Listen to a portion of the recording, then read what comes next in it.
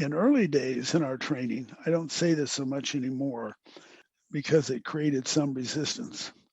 I would say to teachers, if people ask you why are you using cooperative learning, say it raises achievement. But say, but you don't care about achievement. What you care about is the relationships among these students. You have to get them to know each other on a personal level that they can sophisticate each other. They can tell each other the truth. They can explain situations openly and honestly with each other. Because if that doesn't happen, the whites stay ignorant. It's a one-way street where the minority has to educate the majority because the majority lives in a blind cocoon. And really most back in the 60s and 70s, 80s, 90s, most whites had not a clue of what Black students faced and what Black community, what I shouldn't say Black, essentially the poor, what the poor lower class faced in America and what minority lower class, the difficulties of getting an education, moving on to college. And people would say these naive things like, well, why don't they just get a high paying job and move out to suburbia and be puzzled by why a lower class person wouldn't just do that. Plus, one of the huge mistakes made in the 90s politically is people would say, well, why don't the poor just go to college, learn how to program computers? And you often were talking about a 40-year-old factory worker who could read at the third grade level. And people would say, well, go to college. Like, that's simple. Go get a college degree and learn and be a computer programmer. And you're talking to a person who reads at a third grade level, has never operated a computer ever in their lives, et cetera. It's utter nonsense. Yet you still hear it. And we still aren't sophisticated enough to have a real plan to move the lower class up. One of the things, as you're talking, it strikes me that your goal along the way was to teach students how to cooperate, teach students how to understand each other's perspective. But in the time that Aaron and I came to meet you and we started coming to Minneapolis over the summers for your institute, you were bringing together educators and practitioners from all over the world. Not only were we interacting with teachers from Texas or Virginia or all over the country, but from South America, from Europe, from Japan, we from Saudi Arabia, we met people from all over. And was that a conscious decision to, just as you were getting students of different backgrounds to engage and get to know each other, to have educators and adults do the same? Yes, the more diverse, the better. And you need to see things from a wide variety point of view. And in order to take on most of the current problems in the world. And cooperative learning is central to that. If people can't sit down and work together effectively and end up with personal relationships and personal conversations, we aren't going to have much success. David, our listeners to this podcast, since we're in, probably a 10, 15, 20 minute chunk, we're hoping that teachers are listening to this on their way to school or, on their way home, when everything is, swirling around. And what would you say, to that teacher that gets some training and is trying to get their students, to really build those relationships and, learn together? What would you say when they encounter their first pitfall? What advice would you give teachers in general when they say, I just can't get them to interact. It's too hard. We had a saying for that.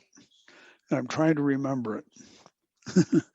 One saying that I do remember that you guys remember is Roger always said, evolution, not revolution. You don't change everything all at once, because probably it will crash and burn.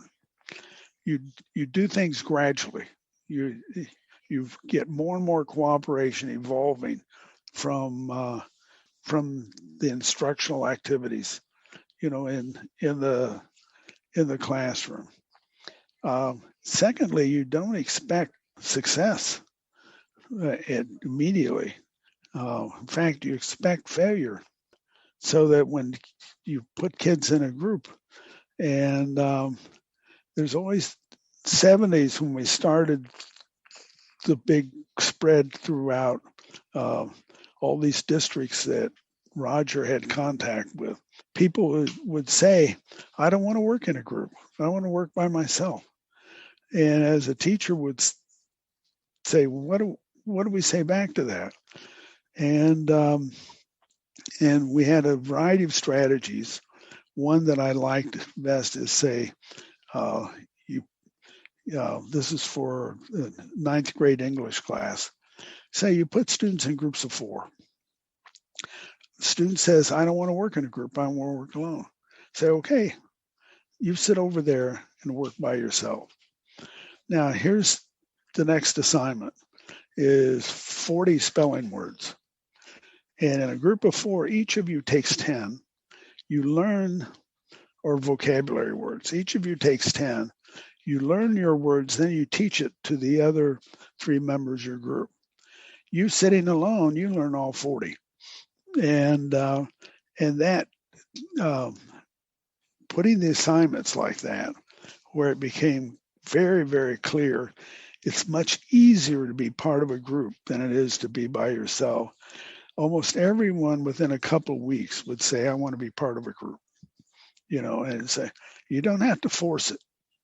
You can have them discover it on their own. It's inquiry learning. And one of the rules of inquiry learning, psychotherapy, everything is a conclusion that someone discovers for themselves is worth tons and tons more than a conclusion given to them by the teacher or by the therapist, or by whomever.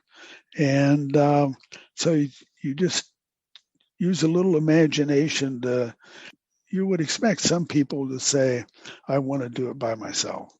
The problem is, one of the problems is, we've done a series of studies on psychological health and kids working cooperatively, competitively, individualistically. And when we first started these studies in the 70s, we thought, well, cooperators will be very healthy psychologically. Competitors will be very sick. And individualistic people will be in the middle. So it'll be like cooperative, individualistic, competitive. Well, much to our surprise, we found out that, yes, cooperators were the most healthy, but competitive people were very healthy. But individualistic people, very sick. When a kid says, I want to do it myself, I want to isolate it, I don't want to work with other students, I don't want to talk with other students, that's a huge red flag that something is seriously wrong psychologically. And so teachers have to be very careful with these kids and find ways to move them in to relationships. And then just to finish this example is what we had to conclude is competition is still a relationship. You're still relating to other people, involved with other people when you're competing. It's isolation that's deadly to kids, and no relationships. And there's another great spot to pause. Next week, we will bring you the final episode of our interview with David Johnson, where he talks a little bit more about the nature of competition and how that factors into cooperative learning, and then some of his thoughts on the future. So come back to hear our wrap up next week. Until then, let's cooperate. Thank you for listening to the Building the Cooperative Classroom podcast, the official podcast of the Johnson & Johnson Cooperative Learning Institute. Please check out the show notes for all relevant links, including a link to our Twitter account and the Cooperative Learning Institute webpage. This podcast is copyrighted under the Creative Commons license, copyright 2021. Theme music courtesy of Jimmy Ryan.